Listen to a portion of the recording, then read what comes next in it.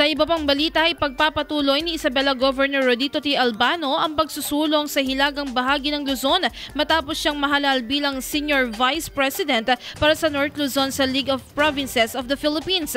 Ang kanyang pagkakahalal ay isang hakbang para mas mapalakas ang boses sa mga lalawigan sa hilagang bahagi ng Luzon sa mga pambansang usapin. Sa ilalim ng bagong tungkulin, inaasahang isusulong ni Governor Albano ang mga inisyatibang tutugon sa mga pangunahing issue sa North Luzon gaya ng agrikultura, infrastruktura at kalamidad. Bilang dating chairperson for Agriculture and Food ng LPP mula 2022 hanggang 2025, may karanasan na si Albano sa pagsusulong ng mga advokasiyang may direktang epekto sa mga lalawigan.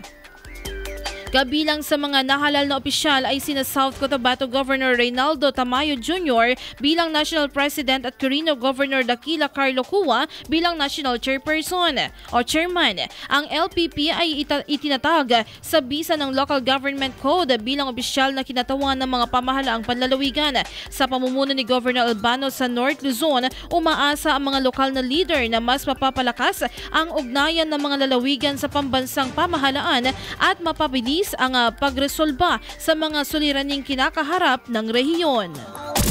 IFM News.